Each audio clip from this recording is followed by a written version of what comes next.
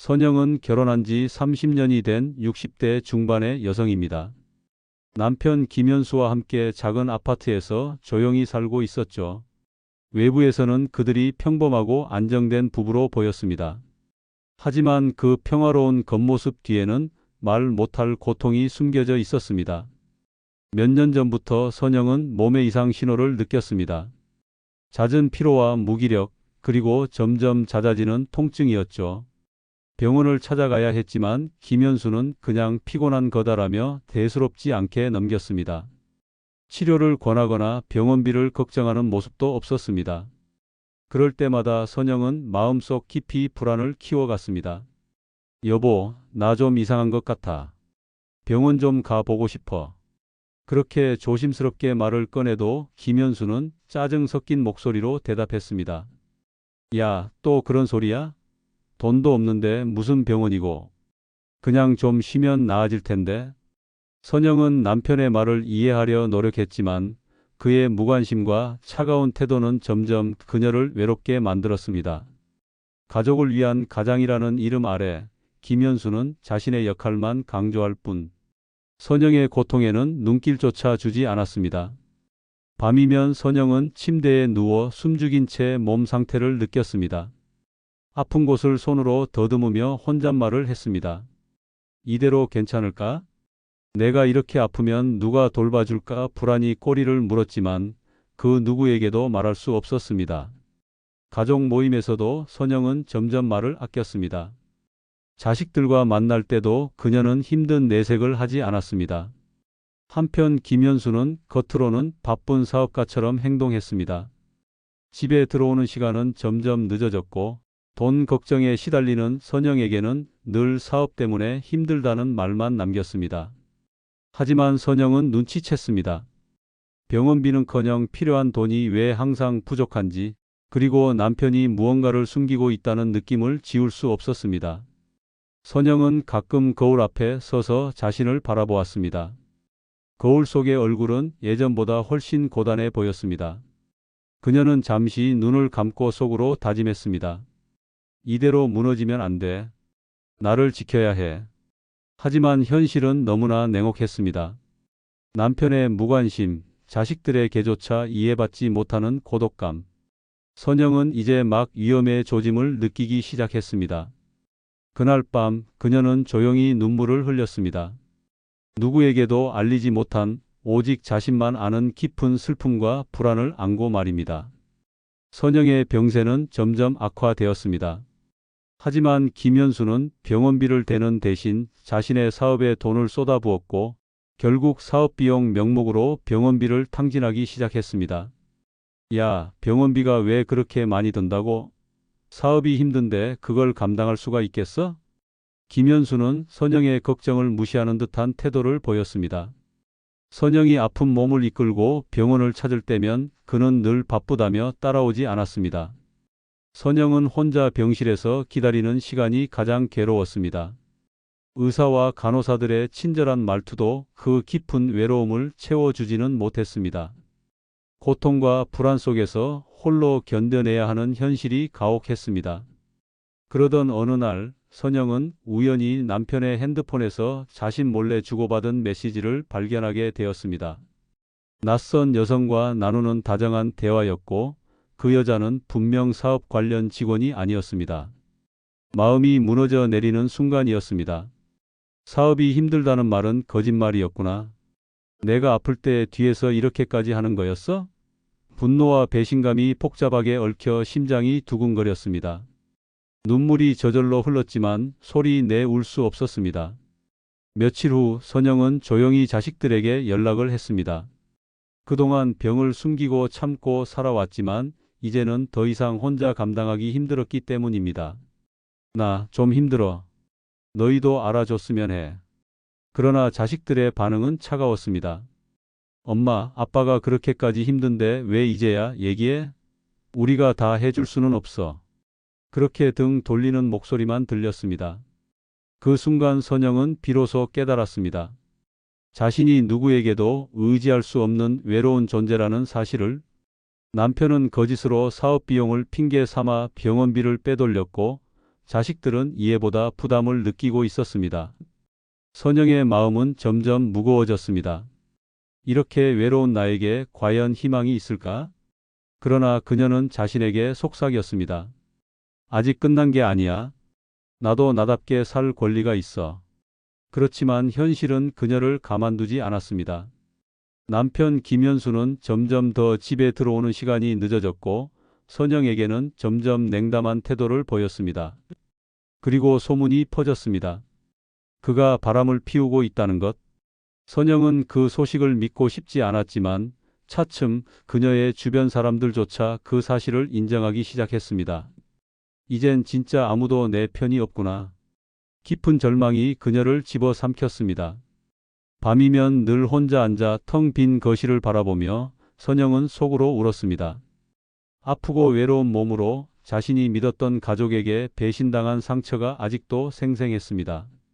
선영은 남편 김현수의 배신과 자식들의 냉담한 태도에 깊은 상처를 받았지만 마음 한구석에서는 더 이상 이대로 살 수 없다는 강한 결심이 싹텄습니다.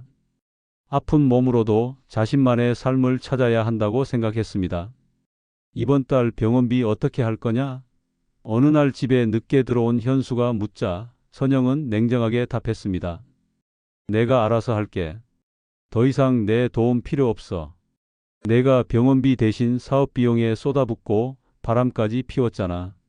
난 이제 너 믿을 수 없어. 선영의 목소리는 떨렸지만 단호했습니다. 그날 이후 선영은 혼자 병원 치료비를 마련하기 위해 작은 일부터 시작했습니다. 몸이 아파도 포기할 수 없었습니다. 이제는 내 인생을 내 손으로 지켜야 해. 속으로 다짐하며 힘겨운 하루하루를 견뎠습니다. 자식들에게도 다시 연락을 했습니다. 이번에는 억지로 부탁하지 않았습니다. 나 스스로 할 수 있는 만큼 해볼게. 걱정하지 말고 너희도 너희 삶 잘 챙겨. 그 말에 자식들은 여전히 미지근한 반응을 보였지만 선영은 그들을 탓하지 않았습니다. 마음 깊은 곳에선 이해가 되기도 했습니다.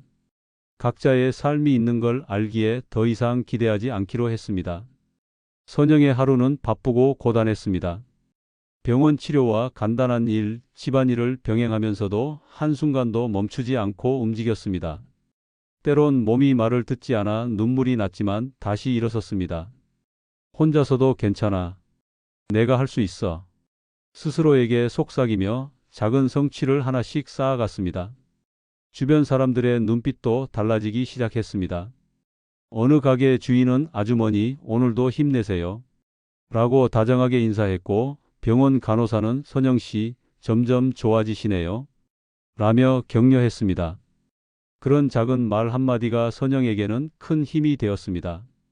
누구의 딸도 아내도 아닌 선영이라는 한 사람으로서 존재한다는 사실이 그녀의 마음을 따뜻하게 했습니다.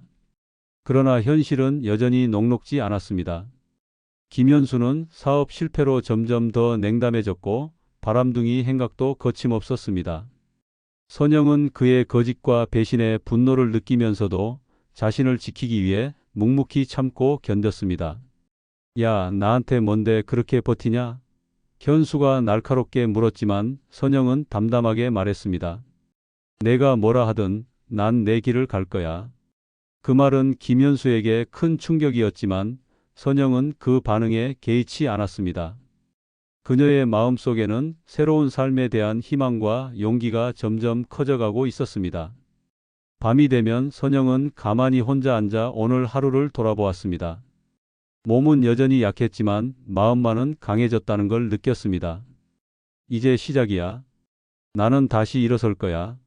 선영은 김현수가 사업 비용이라며 병원비를 돌려막고 심지어 바람까지 피웠다는 사실을 알게 된 이후 그가 얼마나 자신을 속이고 있는지 깊은 배신감을 느꼈습니다. 아픈 몸을 이끌고 병원에 다니는 동안에도 현수는 겉으로는 걱정하는 척하면서 뒤에서는 전혀 다른 삶을 살고 있었습니다. 야, 그거 다 너 병원비 아니었어. 내가 사업하는데 쓴 거야. 현수가 술에 취해 툭 던진 말에 선영은 가슴이 찢어지는 듯 했습니다. 내 병원비가 내 사업비로? 그러면 내가 어떻게 해야 한다는 거야? 현수는 피식 웃으며 그냥 참고 살아라. 내가 아픈 걸로 다 이해해 줄 거라 생각하냐? 라고 말했습니다. 그 차가운 말투는 선영을 더욱 무너뜨렸습니다. 그날 밤 선영은 눈물을 쏟으며 속으로 외쳤습니다. 내가 이렇게까지 참아야 하나? 내가 아픈 것도 모자라 배신까지 당해야 하다니. 하지만 가장 큰 상처는 자식들의 외면이었습니다. 선영이 힘들다는 소문이 돌자 자식들은 거리를 두기 시작했습니다. 엄마, 우리도 살기 힘들어요. 몇 번의 연락 후 들려온 며느리의 말은 차갑고 단호했습니다. 아이들이 자신을 피하는 듯한 느낌에 선영은 점점 더 깊은 외로움에 빠졌습니다. 손주들이 할머니에게서 멀어지는 모습은 무엇보다 가슴 아팠습니다. 어느 날 선영은 아이들에게 마지막으로 전화를 걸었습니다. 너희 엄마가 아파서 병원에 다니고 있어. 조금만 이해해줘. 하지만 돌아온 대답은 냉담했습니다. 엄마, 우리도 우리 삶이 있어요. 엄마가 너무 힘들면 그냥 내려놓으세요. 그 말을 듣고 선영은 큰 충격을 받았습니다. 내가 이렇게까지 가족들에게서 버림받을 줄은 몰랐어. 하지만 그 순간에도 선영은 무너지지 않았습니다. 그래, 나도 이제는 나를 위해 살아야지. 스스로를 다독이며 다시금 자신의 삶을 붙잡았습니다. 그녀는 아픈 몸을 이끌고 하루하루를 견뎌냈습니다. 매일 밤 병원 치료 후 집에 돌아오면 허기와 외로움에 잠시 몸을 맡겼지만 그 속에서도 선영은 단단히 마음을 다잡았습니다. 내가 아프다고 내 삶을 다 포기할 순 없지. 작은 목소리로 다짐했습니다. 한편 김현수는 바람과 사업 실패로 인해 점점 주변 사람들에게도 외면받기 시작했습니다. 하지만 그는 여전히 선영에게 무심한 태도를 유지하며 자신의 잘못을 인정하지 않았습니다. 야, 이젠 내 병원비 안 내준다. 내가 알아서 해. 어느 날 현수의 차가운 말이 선영의 귀에 들어왔을 때 그녀는 처음으로 자유로움을 느꼈습니다. 비록 몸은 아팠지만 속으로는 이제 진짜 자신의 길을 걷기 시작한다는 걸 깨달았습니다. 그렇게 선영의 하루는 고단하지만 스스로를 위한 시간이 되어갔습니다. 이제는 더 이상 남편의 거짓과 자식들의 외면에 흔들리지 않고 자신만의 삶을 찾아 나가려는 의지로 가득했습니다. 선영은 남편과 자식들로부터 외면당한 뒤 처음으로 진짜 혼자라는 상태를 경험했습니다. 아픈 몸을 이끌고 집 안에서 홀로 시간을 보내는 일상이 반복되자 가슴속 깊은 곳에서 무겁고 차가운 공허함이 밀려왔습니다. 하지만 그 공허함을 무릎 꿇지 않고 마주하기로 결심했습니다. 내가 이렇게까지 무너질 수는 없지. 스스로에게 다짐하며 선영은 작은 희망이라도 붙잡으려 노력했습니다. 그날은 병원에서 치료를 받고 돌아오는 길이었습니다. 밖은 이미 어둑해져 있었고 찬바람이 옷깃을 스쳤습니다. 선영은 걸음을 멈추고 근처 작은 공원 벤치에 앉았습니다. 조용히 숨을 고르며 하늘을 올려다보니 멀리서 가로등 불빛이 반짝였습니다. 이 불빛처럼 내 삶도 다시 빛날 수 있을까? 그 생각에 마음 한켠이 따뜻해졌습니다. 선영은 그동안 자신이 너무 많이 참았다는 사실을 천천히 인정했습니다. 아픈 몸을 이끌고 병원비를 걱정하면서도 남편의 거짓과 배신을 견뎌왔고 가족에게서도 점점 멀어졌지만 이제는 자신을 지키기로 마음먹었습니다. 내가 살아남아야 해. 누구도 나를 대신해 줄 수 없어. 집으로 돌아온 선영은 오래된 서랍을 열었습니다. 그 안에는 젊은 시절 찍은 사진들과 남편과 함께 했던 행복했던 순간들이 담긴 편지들이 있었습니다. 눈물이 흐르면서도 그 기억들이 더 이상 자신의 삶을 지배하지 않도록 마음을 다잡았습니다. 그리고 선영은 작은 결심을 했습니다. 나도 뭔가 해야 해. 내 손으로 내 삶을 만들어 가야지. 인터넷 검색창에 노인 일자리 재취업 지원, 건강관리 같은 단어들을 입력하며 현실적인 계획을 세우기 시작했습니다. 처음엔 막막했지만 작은 가능성들이 눈앞에 보였습니다. 며칠 후 선영은 지역 복지관에서 진행하는 노인 일자리 프로그램에 상담을 신청했습니다. 상담원과의 대화에서 마음속 불안과 희망이 뒤섞인 감정을 털어놓았습니다. 제가 아직도 할 수 있을까요? 선영의 목소리는 떨렸지만 단호했습니다. 상담원은 미소 지으며 답했습니다. 네, 선영 씨. 누구에게나 두 번째 인생은 있습니다. 천천히 시작해봐요. 그 말에 선영은 조금씩 자신감을 되찾았습니다. 그리고 그날부터 선영은 하루하루 작은 목표를 세우며 생활하기 시작했습니다. 아침에 일어나 가벼운 스트레칭을 하고 건강한 식사를 준비하며 몸과 마음을 돌봤습니다. 내가 다시 살아가는 모습 보여줄 거야. 비록 힘든 시간이었지만 선영의 마음속에 희망의 불씨가 점점 커져갔습니다. 고단했던 지난 시간들이 있었기에 앞으로의 삶이 더욱 소중하게 느껴졌습니다. 그렇게 선영은 자신만의 속도로 천천히 그러나 확실하게 홀로 서는 첫걸음을 내디뎠습니다. 선영이 홀로 서기 위해 애쓰는 동안 남편 이재훈은 전혀 다른 길을 걷고 있었습니다. 선영이 병원비 걱정을 하며 몸을 추스르고 있을 때 이재훈은 아내의 병원비를 자신이 벌려던 사업 자금으로 빼돌렸습니다. 그리고 그 돈으로 젊은 여자와의 미래를 이어갔습니다. 야, 너 지금 뭐 하는 짓이야? 선영의 속마음은 점점 고통과 분노로 끌어올랐지만 현실을 마주할 용기가 없었습니다. 하루는 우연히 이재훈의 휴대폰에서 한 여성과 주고받은 문자를 발견했습니다. 그 문자 속에는 다정한 말투와 웃음 섞인 약속들이 적혀 있었습니다. 우리 다음 주에 만나자. 너만 생각하면 힘이 나. 선영은 손에 쥔 휴대폰을 떨리는 손으로 내려놓았습니다. 머릿속은 혼란스러웠고 눈가가 뜨거워졌습니다. 이 사람이 나한테 이럴 사람이었나? 그 후로도 이재훈은 사업비라며 병원비를 줄이지 않았고 그 사이 선영의 병은 점점 악화되었습니다. 병원에서는 추가 검사를 권했고 치료비도 급증했습니다. 하지만 이재훈은 그런 소식에도 무심했고 집에 돌아오는 시간은 점점 늦어졌습니다. 야, 너도 내 처지 알잖아. 일도 해야 하고 사업도 힘들다고. 그는 선영이 물어볼 때마다 짜증 섞인 목소리로 대답했습니다. 그 말이 얼마나 선영의 마음을 더 깊게 짓눌렀는지 그는 전혀 몰랐습니다. 자식들도 점점 선영을 외면했습니다. 이유를 알 수 없었습니다. 선영은 자주 전화를 걸었지만 돌아오는 대답은 냉담했습니다. 엄마, 아빠가 힘들다는데 엄마도 좀 참고 지내라. 우리 집안일이 이렇게 된 것도 엄마 탓 아니야? 하는 말들에 선영의 마음은 산산조각이 났습니다. 가장 견디기 힘든 순간은 며느리에게서 돌아온 냉정한 말이었습니다. 어머님, 솔직히 말하면 엄마가 계속 아프니까 아이들도 힘들어해요. 우리 집 아이들이 불편해할까봐. 그 말이 자식들 마음을 대변하는 듯 했기에 선영은 가슴에 깊은 상처를 입었습니다. 그렇게 선영은 점점 가족이라는 이름 아래 홀로 고립되어 갔습니다.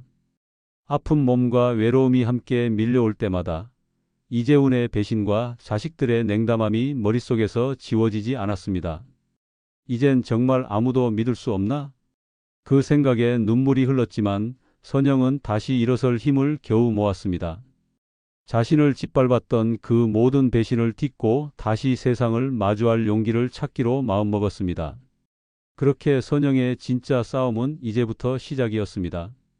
선영은 어느 날 아침 더 이상 참을 수 없다는 마음으로 병원 진료를 마치고 집으로 돌아왔습니다. 허탈한 마음에 문을 열고 들어서자 집안은 여전히 무심했고 이재훈은 여느 때처럼 외출 준비를 하고 있었습니다. 오늘은 어디가?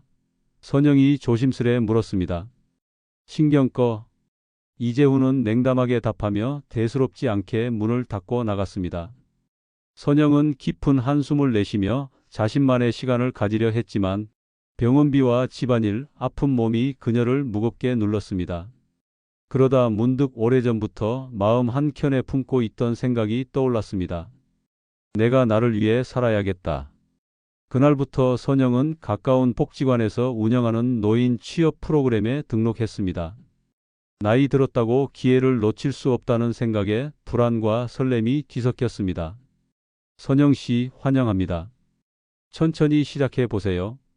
담당 사회복지사의 따뜻한 말에 선영은 작은 위로를 받았습니다. 첫 출근 날 낯선 환경과 새로운 사람들 사이에서 선영은 긴장했지만 자신을 돌아볼 기회로 삼았습니다. 설거지부터 간단한 청소, 배식 보조까지 작은 일들이었지만 내가 직접 일해서 돈을 번다는 생각에 뿌듯함이 스며들었습니다. 사람들이 고생하셨어요. 수고 많으셨어요. 라고 인사할 때마다 선영의 마음은 조금씩 따뜻해졌습니다. 40년 동안 들어보지 못한 그 말들이 마치 오래된 상처를 조금씩 치유하는 듯 했습니다. 그녀는 점차 일상에 자신감을 되찾았습니다. 아프고 지친 몸을 이끌고 조금씩 밖으로 나가며 자신만의 시간을 즐기기 시작했습니다. 공원 산책, 작은 카페에서의 커피 한 잔, 영화관에서의 조용한 시간까지. 선영은 스스로에게 말했습니다. 야, 이제부터는 내 삶이다. 누구의 아내도 누구의 엄마도 아닌 박선영으로 살아야겠다. 그 결심이 그녀를 단단하게 만들었고 그 무엇보다 값진 변화의 시작이었습니다. 어느덧 1년이라는 시간이 흘렀습니다. 선영은 작고 소박한 원룸에서 자신만의 공간을 꾸리며 새로운 삶에 적응했습니다. 스스로 번 돈으로 생활하고 작은 일상이지만 그 속에서 기쁨을 찾았습니다. 아침에 눈을 뜨면 오늘은 무엇을 할까? 하는 생각이 설렜습니다. 그러던 어느 날 갑작스러운 전화가 걸려왔습니다. 이재훈이 급성 폐렴으로 병원에 입원했다는 소식이었습니다. 선영의 가슴은 내려앉았지만 복잡한 감정이 밀려왔습니다. 내가 왜 지금 와야 하지? 그 사람 나를 속이고 아픈 나를 외면했는데.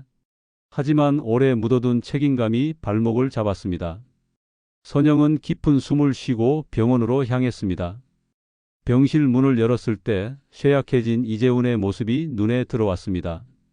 야, 내가 미안했다. 그의 목소리는 작고 힘겨웠습니다. 선영은 잠시 말없이 그를 바라보다가 조심스레 말했습니다. 당신도 많이 아프네요. 이재훈은 고개를 숙이고 덧붙였습니다. 모든 게 다 내 잘못이다. 사업에 빠져 병원비도 제대로 대주지 않고 바람까지 피우고 그동안 내 고생을 생각하면 정말 미안하다. 선영의 마음은 복잡했습니다. 분노와 배신감 그리고 그동안 자신이 견뎌온 시간들이 머릿속을 스쳐 지나갔습니다. 하지만 그 자리에 서서 그녀는 마음 한켠에서 단단한 결심을 하게 되었습니다. 이제는 나를 위해 살아갈 거예요. 당신도 회복하려면 노력하세요. 하지만 나는 더 이상 당신의 인생을 책임질 수 없어요. 이재훈은 아무 말 없이 고개를 숙였습니다. 병원에서 돌아온 선영은 다시 자신의 작은 원룸으로 돌아와 문을 잠갔습니다. 그곳이 이제는 그녀의 진짜 집이었습니다. 그리고 선영은 마음속으로 다짐했습니다. 내 삶을 다시 시작한다. 누구의 아내도 누구의 엄마도 아닌 박선영으로. 이후 선영은 꾸준히 일하며 자신만의 삶을 지켜갔습니다. 그녀를 둘러싼 관계는 완전히 달라졌지만 이제는 혼자서도 충분히 행복할 수 있다는 것을 알게 되었습니다. 힘들고 아팠던 지난 시간을 딛고 선영은 자신만의 봄을 맞이했습니다. 늦었다고 생각하지 않았습니다. 진짜 삶은 지금부터라는 사실을 깨달았습니다. 누구나 힘든 시간을 겪지만 자신의 존엄과 삶을 지키는 용기가 얼마나 중요한지 다시 한번 느끼셨으면 합니다.